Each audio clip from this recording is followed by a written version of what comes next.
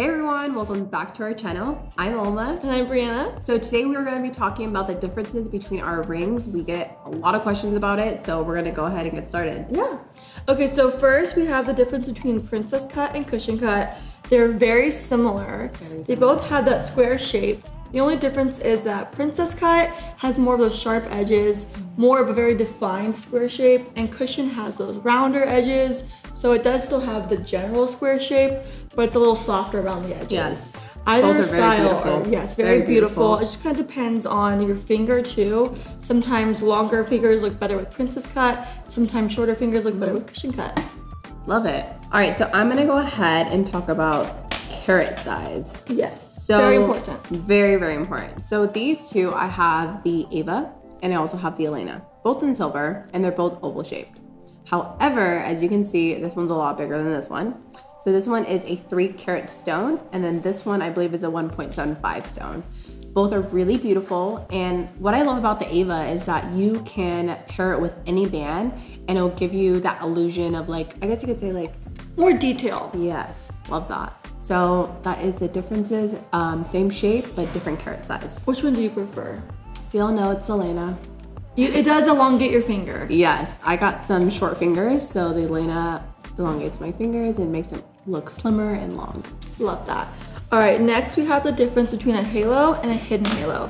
So I have the Kira and I have the Evermore. So you can see the Evermore has a halo around the main stone, very beautiful. And the Kira has a hidden halo underneath the stone. I love a hidden halo. Me too. Because it adds detail to the ring without having too many stones on top. Although the Evermore is still very Evermore gorgeous. is just a classic. It's a classic look. It's gorgeous. Yes. It's just kind of based on your preference. Your fingers, what you like, what you think looks best. I honestly prefer the hidden halo because it just kind of gives it something special without being so flashy. Yes. Just gives you that little sleek style. Sleek style with a little zazz. Ooh, I like that. All right, so I'm gonna go ahead and show you solitaire and a non-solitaire ring. That is a very frequently asked question. And so these two are both round stones and very beautiful rings. So this one is the Chelsea and then this one is the Sophia. Gorgeous. So a solitaire is a ring, it's a sleek band that has no stones on the side, right? This one has very beautiful stones on the sides, as you guys can see. It's vintage. Vintage, it's very unique. And then this one's a sleek band. Again, it depends on your preference. I love the solitaire rings with the big stone and the hidden halo.